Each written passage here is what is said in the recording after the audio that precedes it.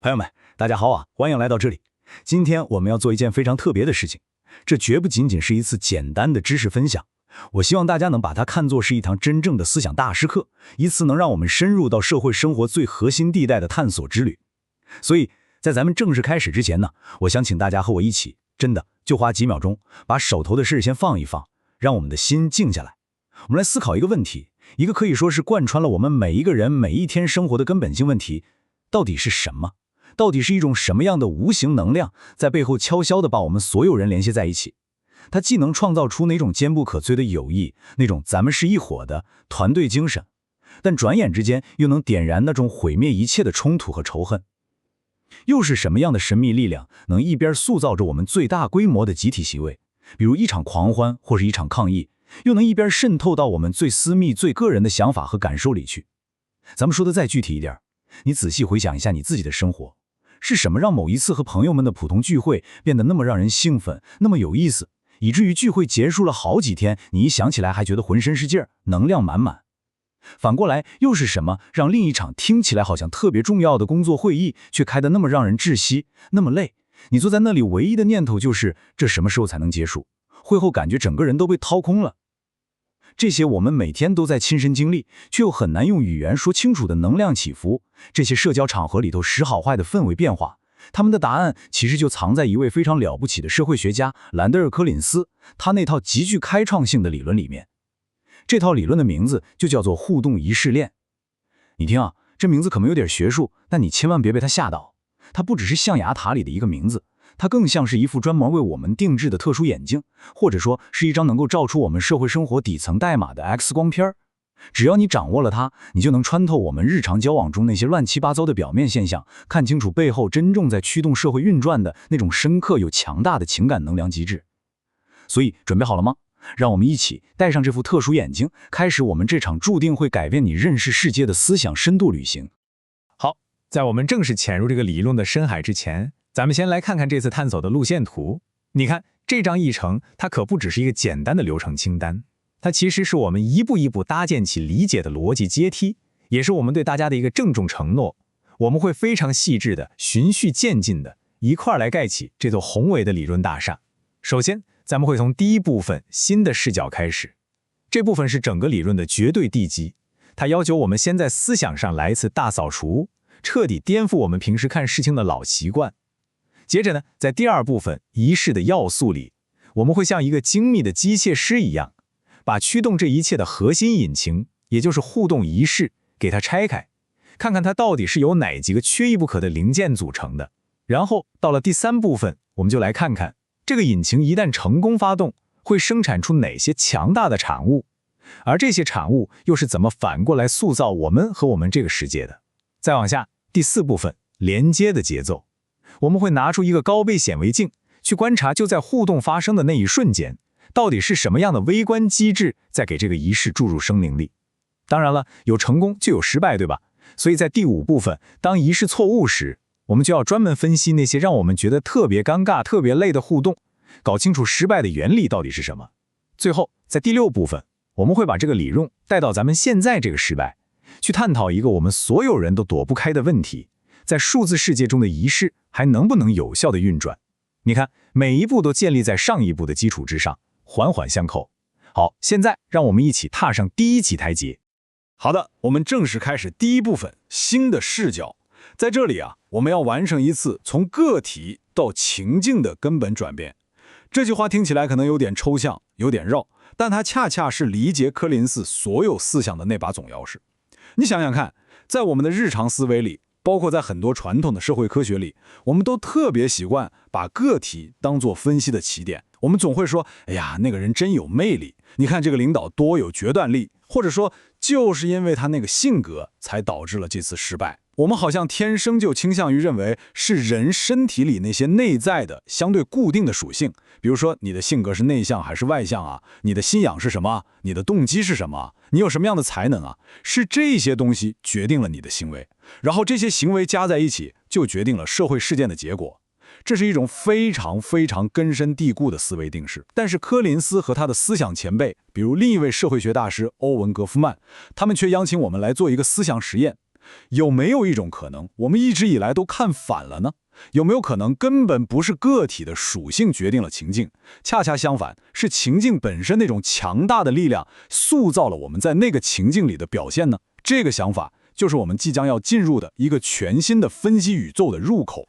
这句话啊，你可得好好品一品，它可以说是这个全新视角的最佳注脚，简直是把柯林斯理论的出发点用最精炼、最有力的方式给表达了出来。所以，让我们花足够的时间来细细的品味和拆解这句话里头那种颠覆性的力量。不是人激其时机，而是时机激其人。这句话直接挑战了我们对那些所谓的英雄、天才和领袖的传统看法。我们平时总觉得，哎呀，是丘吉尔的口才和钢铁般的意志拯救了英国，是马丁·路德·金那种伟大的道德勇气推动了美国的民权运动。但戈夫曼和柯林斯会提醒我们，等一等，你得先看到时机的力量。你想象一下，如果没有第二次世界大战那种生死存亡的危局关头，没有那个特定的时机，丘吉尔可能一辈子也就是个充满争议、起起伏伏的政客。如果没有60年代美国民权运动风起云涌的那个大的社会背景，那个历史情境，马丁·路德·金的演讲可能根本就激不起那个巨大的共鸣。这并不是说他们俩不重要，而是要强调，是那个特定的情境，那个特定的互动仪式，像一个巨大的放大器一样，把他们内在的潜质给点燃了、放大了，并且赋予了他们那种我们称为超凡魅力的东西。这个情境，它就像一个强大的能量场，或者说是一个写好了的剧本，它会给身处其中的人分配角色，激发特定的情感和行为。我给你举个更生活化的例子，一个员工可能在公司的某个会议上一言不发，显得特别沉闷，但到了晚上，在另一个朋友聚会的情境里，他可能摇身一变，成了一个谈笑风生、妙语连珠的中心人物。你看，他是同一个人吧，但是不同的时机和情境却塑造出了两个截然不同的他。所以说，要想真正理解社会，我们必须学会把聚光灯从演员身上挪开一些，去照亮整个舞台剧本以及剧场里那种看不见的氛围本身。所以，这个观点啊，虽然听起来有点违反我们的直觉，但我们必须把它牢牢地刻在脑子里。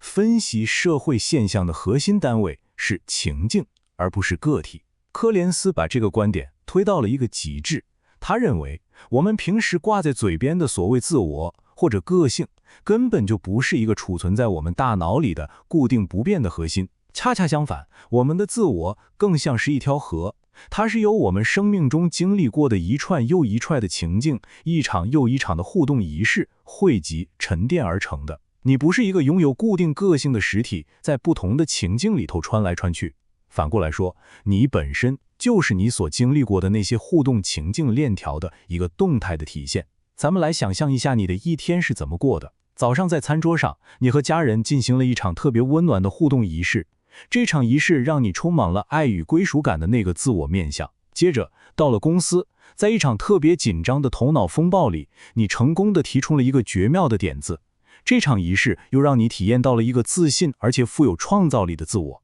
到了晚上，你跟一个好朋友进行了一次特别深入的交谈，这又激活了你那个深刻而且善于共情的自我。你看，这些不同的你，难道是伪装吗？不是，他们都是真实的，每一个都是由特定的互动仪式给塑造和激发出来的。所以说，要想真正理解一个人，或者说理解我们自己，最有效的方法，可能不是去做什么性格测试，而是去仔细的分析他，或者我们自己长期以来都处在什么样的互动仪式链条当中。好，既然我们已经成功的把分析的镜头从个体这个焦点对准了情境这个更大的画面，那么下一个至关重要的问题就来了，在这个情境的内部到底发生了什么？是什么样的机制能让一些情境产生巨大的能量，而另一些情境却死气沉沉的？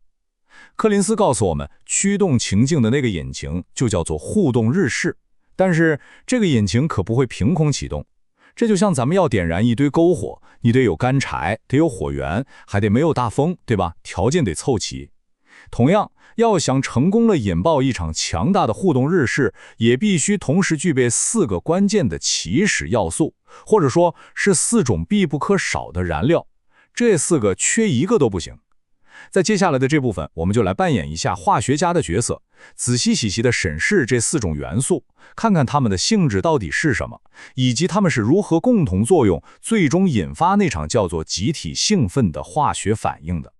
这就是互动仪式的核心蓝图，是点燃我们集体情感火焰的那个配方。大家请看这4个要素：身体在场、设定界限、共同关注、共享氛围。它们构成了一个环环相扣的系统，缺一不可。你可以这么想象，咱们要建一座水坝来发电，首先你得让水，也就是人聚集在一起，这就是身体在场。然后你得建起高高的坝体，也就是设定界限，把这些水和外界隔离开来，形成一个容器，能量才不会跑掉。接着你得让所有的水都朝着同一个方向冲向同一个涡轮，这就是共同的关注焦点。最后，水流本身得有一定的出世势能，比如一种共同的情绪，这就是共享的情感氛围。只有这4个条件全部满足，水流的势能才能被有效地转化成强大的电能。当然，这个比喻只是帮我们理解。现在我们要像法医一样，对这4个要素进行一次极其细致的入微的剖析，去探究为什么每一个都那么关键，它们在我们的生理和心理层面到底是怎么运作的。好的，现在让我们对这4个要素来一次彻底的深潜。首先，最重要的身体在场。柯林斯反反复复地强调，这绝对不只是说几个人待在同一个房间里那么简单。它最核心的意义在于，我们的身体，我们的神经系统，近到了可以发生直接的、快速的，甚至是我们自己都意识不到的相互影响的那个距离。你想，当我们和别人待在一起的时候，我们会下意识地捕捉到对方的呼吸节奏、身体姿势、肌肉的微小抽动，甚至是一些化学信号。现在的神经科学研究，比如关于逆向神经元的发现，就给这一点提供了特别有力的证据。这些神经元的作用就是，当我们看到别人做某个动作的时候，我们大脑里相应的区域也会被激活，就好像是咱们自己在做一样。这就是共情和情感感染最底层的生理基础。它就像把几只音叉放在同一个共鸣箱上，你敲响其中一只，其他的很快也会跟着震动起来。这种身体层面的共振是任何远程通信都很难复制的。好，第2个要素，界限。界限的作用是创造一个我们，同时定义一个他们，从而把情感能量给约束在一个容器里，防止它随便变就消散掉了。这种界限可以是物理的，比如一场音乐会的墙壁，一个教堂的大门，它们清清楚楚地划分了谁是参与者，谁不是。但更多时候，界限是社会的，是象征性的。比方说，只有公司内部员工才懂得黑话，一个家庭成员才知道的统联往事，球迷们共同拥有的球队历史知识，这些东西都构成了非常强大的边界，它们让圈子里的人感到一种亲密和特殊，也让仪式的情感得以在内部不断的循环和放大。第3，共同的关注焦点，这是仪式的核心引擎。所有参与者的注意力都必须像被一个巨大的引力源吸过去一样，汇聚到同一个对象上。这个对象可以是一个人，比如舞台上那个激情四射的演讲者，也可以是一个物体，比如宗教仪式上的某个圣物，或者球场上那个足球。当然也可以是一个抽象的观念，比如会议上正在讨论的那个议题，或者大家一起唱的那首歌。柯林斯把这个比作针眼，所有参与者的个人意识都得暂时放下，穿过这个共同的针眼，才能汇合成一股强大的集体意识流。没有这个共同的焦点，那人群就只是一盘散沙。最后，共享的情感氛围，这是点燃仪式的那个火花。任何仪式开始的时候，总会有一种初始的情绪基调，不管是葬礼的伤痛、婚礼的喜悦，还是抗议活动的愤怒。当身体在场，界限分明，焦点又共同的时候，这种初始的情绪火花就会通过人与人之间那种快速的相互模仿和感染，被迅速的放大，最终形成社会学鼻祖涂尔干所描述的那种集体兴奋的状态。那是一种极其强大的，有时候甚至是压倒性的集体情感体验，身处其中的个体会感到自我都快要融化了，完全融入了一个更大的整体。好的，到目前为止，我们已经非常详细地分析了启动互动仪式这台引擎所必须的那4种燃料。那么一个很自然的问题就来了，当这个引擎成功的启动，并且进入高速运转的状态之后，它到底会生产出一些什么东西来？柯林斯告诉我们，这些产物绝不仅仅是那种短暂的、高峰的情感体验，它们是实实在在的，能被我们带走，并且能够深刻的、长久的影响我们个人生活和社会结构的东西。一场成功的仪式会稳定地产生4种极其强大的结果。接下来就让我们来一一揭晓这4种具有变革性力量的产物。就是这4种产物：群体团结、情感能量、群体符号和道德感。它们就是我们这台仪式引擎最终的输出品。你可以把它们小降成仪式结束之后留给我们的宝贵遗产。群体团结是社会的粘合剂，情感能量是个人的驱动力，群体符号是文化的载体，而道德感呢，则是我们行为的准则。更重要的是，这4样东西可不是孤立存在的，它们之间会形成一个能够不断自我强化、循环再生的飞轮效应。也就是一场成功的仪式产生了这些结果，而这些结果又会反过来让下一次仪式的举行变得更加容易、更加强大。现在我们将逐一深入的去探讨这4种产物，特别是其中最核心、最重要的那一个概念。好，现在让我们把全部的注意力都集中在柯林斯理论体系里那个可以说是最核心、最闪亮的宝石上。这个概念叫做情感能量，英文是 emotional energy， 我们以后就简称它为EE。我们必须非常非常清楚地把它和我们平时说的情绪给区分开来。你看，快乐、悲伤、愤怒、恐惧，这些是短暂的、情境性的情绪，它们来得快，去得也快。但是情感能量EE完全是另外一回事，它不是一种情绪，而是一种更加持久的背景性的状态。我最喜欢的一个比喻是把它想象成你社交电池的电量，它是一种长期的、稳定的，源自于我们社会互动的感觉。它决定了你的自信程度，你对生活的热情，你内在的力量感，以及你愿不愿意主动的去跟别人交往，去发起一些新的事情。它就像是你每天早上醒来时面对这个世界的感觉基调，是高昂的还是低沉的。这张幻灯片极其精彩地为我们展示了情感能量的2级光谱。我相信我们每一个人都曾经亲身体验过这2种截然不同的状态。你仔细回想一下你生命中那些高情感能量的时刻，也许是在一场精彩的团队合作，最后大获全胜之后，也许是在一次跟最好的朋友彻夜长谈之后，也许是在一场让人热血沸腾的音乐会现场。那是一种什么样的感觉？你是不是觉得精力充沛，说话的时候声音都吼亮了，眼神也特别坚定，思维敏捷？你特别渴望跟别人分享你的喜悦，也乐于去接受新的挑战，感觉自己什么都能做到，世界的中心，是当之无愧的圈内人。这就是高EE状态。那我们再想想那些低情感能量的时刻，也许是经历了一次备受打击的公开羞辱，也许是长期处在一个特别压抑沉闷的工作环境里，也许是刚刚参加完一场尴尬到脚趾抠地的社交活动。那又是一种什么样的感觉？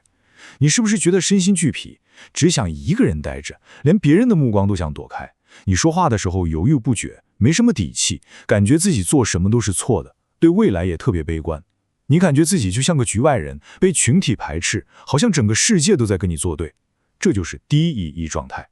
柯林斯理论最深刻的地方就在于，它明确地指出来，我们情感能量的高低，主要不是由我们天生的性格决定的，而是由我们所参与的一系列互动仪式的成功或者失败所决定的。成功的仪式就是在为我们充电，而失败的仪式则会耗尽我们的电量。所以这里有一个至关重要的核心观点，互动意识它扮演了一个情感变压器的角色。这个比喻我觉得真是太精妙了。你想想物理上的变压器，它可以把低电压的电流转换成高电压的电流，对吧？同样的，一场成功的互动意识，它吸纳的是那些短暂的、情境性的、相对低电压的情绪，比如说一时的快乐或者兴奋作为输入，然后经过仪式过程中人与人之间那种身体同步和情感共振的转化，最终输出的就是能够被我们个体存储起来，带到下一个情境中去的更持久的高电压的情感能量EE。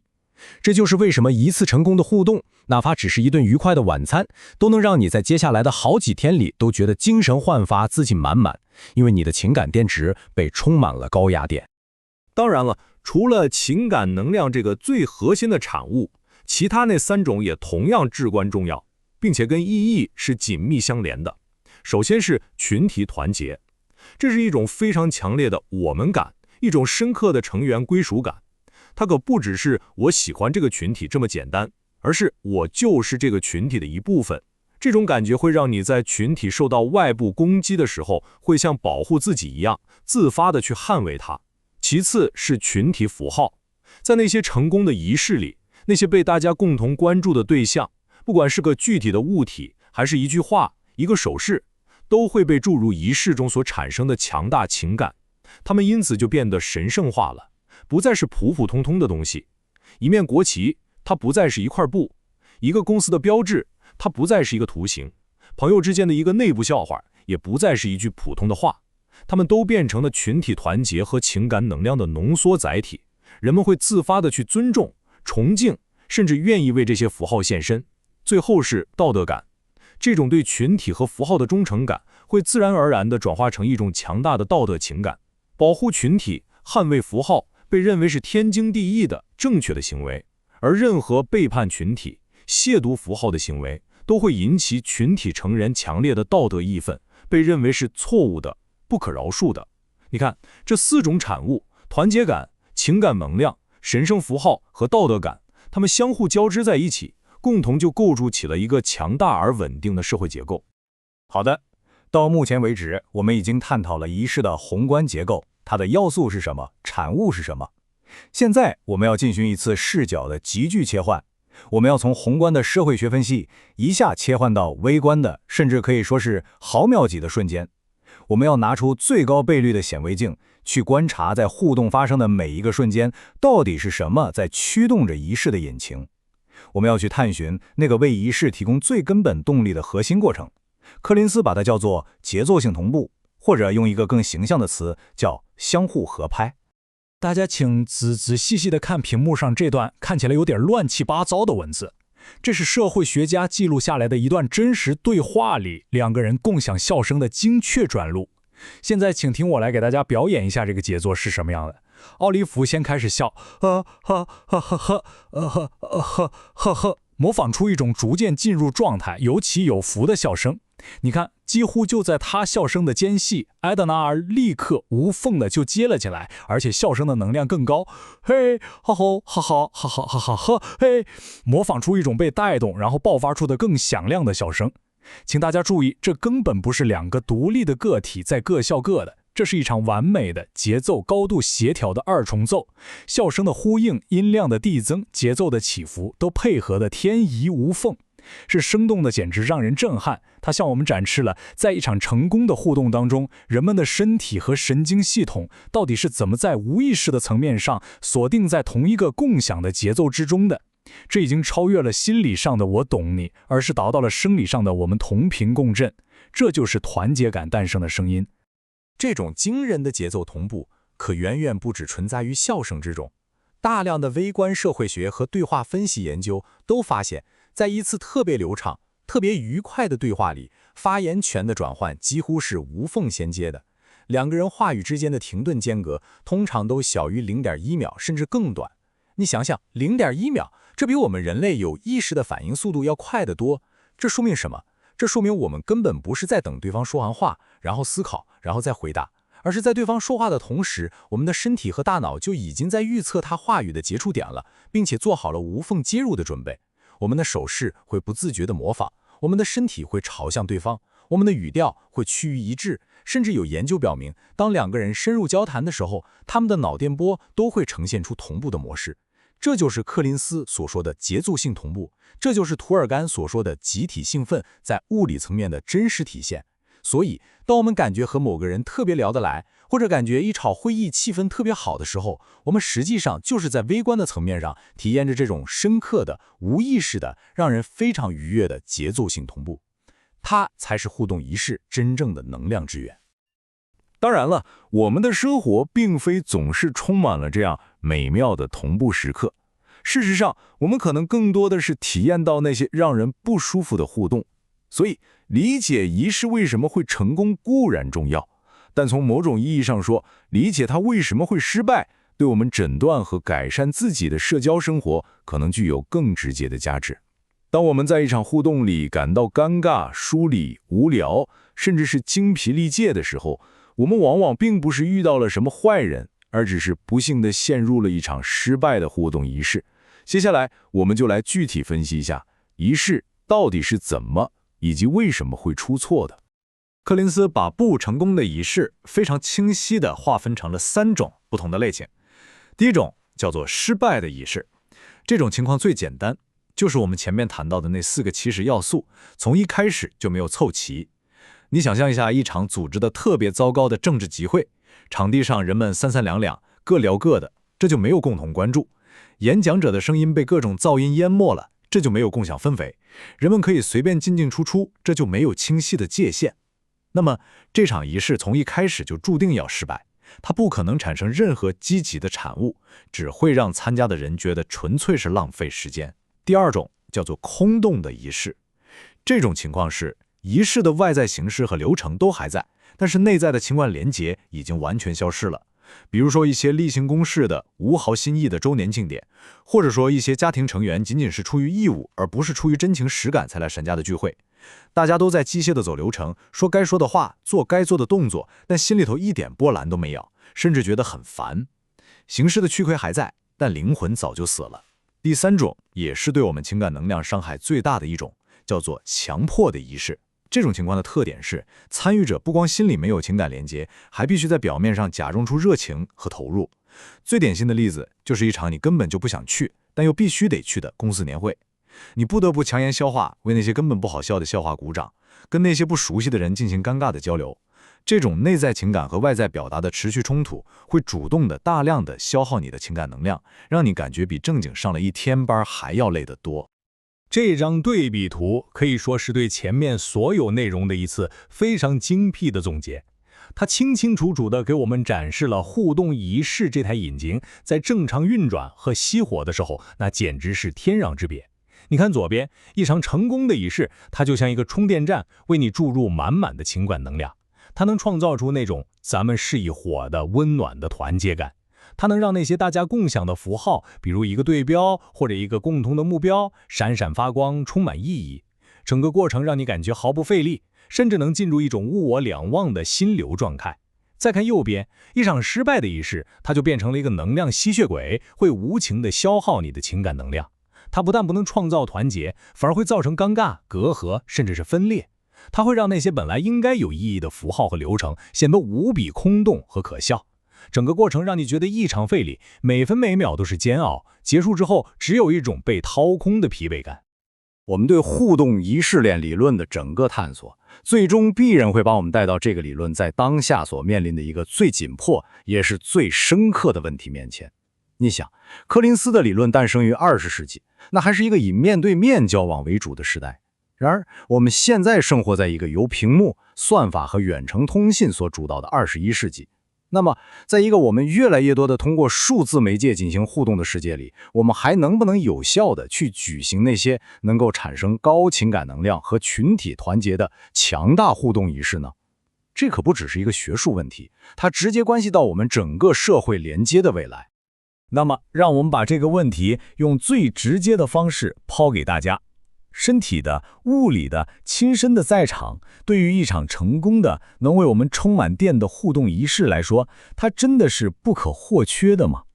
在我们自己的日常经验里，视频会议、社交媒体、网络游戏、即时通信，这些数字工具在多大程度上能够复制，又在多大程度上削弱了真实世界里的互动仪式呢？在你回答这个问题之前，让我们先来深入地想一想，当我们从面对面转向屏幕的时候，我们到底失去了什么，又可能得到了什么？然后我们再来看看柯林斯本人对此是怎么分析的。对于这个问题，柯林斯本人其实是持一种相对谨慎，甚至可以说是有点悲观的态度的。他的基本假设是，绝大多数的远程仪式在能量转化的效率上，通常都要比面对面的仪式弱得多。为什么呢？最根本的原因就是他们严重缺失了我们之前反反复复强调的那个最关键的要素——身体在场。当我们通过屏幕互动的时候，那些在微观层面发生的至关重要的无意识的同步过程被极大的削弱了。我们没法感知到对方真实的呼吸节奏，我们看不清那些因为视频压缩而流失的大量微表情，我们更体验不到那种身处同一个物理空间所带来的共振感。更有意思的是，柯林斯和一些研究者还指出，在传递情感这方面，纯粹的 audio， 比如说打电话或者听播客，有时候甚至比视频更有效。因为声音的语调、节奏、韵律和音色本身就承载了极其丰富的情感信息，同时它还能激发听众的想象力，在你的脑子里形成一个剧场。而视频会议里的图像呢，有时候反而会因为延迟、画质不好，还有那种所谓的恐怖谷效应，干扰我们对情感的捕捉。至于像 email 和即时通信这种纯文本的交流，那情况就更糟糕了。它们是异步的，完全丧失了产生我们所说的节奏性同步所必须的那种事实性。这也就是为什么纯文本的交流极其容易产生误解，并且很难建立起那种高强度的情感连接和真正的群体团结感。这套理论真正强大的地方就在于，它为我们提供了一个极其有力的通用模型，能够解释从古老的宗教典礼到现代的企业管理，再到我们日常的数字生活，所有这些社会情境里的能量流动。它完美地解释了近年来我们都特别熟悉的一个现象，Zoom 疲劳。为什么一整天的视频会议开下来，我们会感到一种莫名的，甚至比干体力活还要累的疲惫？运用互动仪式理论，答案就变得非常清晰了。在视频会议里，我们确实实现了仪式的一部分要素，比如有界限，对吧？只有被邀请的人才能进会议室。也有共同的关注焦点，就是屏幕上的 PPT。但是由于缺乏真正的身体在场和那种深层的节奏同步，我们的大脑和神经系统需要付出巨大的额外努力去假装和补偿这种缺失。我们需要更费力地去解读对方有限的面部表情，需要更刻意地去表现出自己正在认真倾听。这实际上就变成了我们之前定义的那种对能量消耗最大的强迫仪式。所以会议结束之后，我们感觉好像是建立了一些工作上的连接，但我们的社交电池却早就被消耗得一干二净，感到一种莫名的疲惫。在我们这次漫长而深入的大师课即将结束之际，让我们把分析的镜头从理论的世界最终转回到我们每一个人的内心和生活中。现在我真的想请你花一点时间，对自己进行一次互动仪式审计，仔细地回想一下你过去的一周，在你生活中的哪些时刻，哪些互动让你感到了情感能量的显著提升？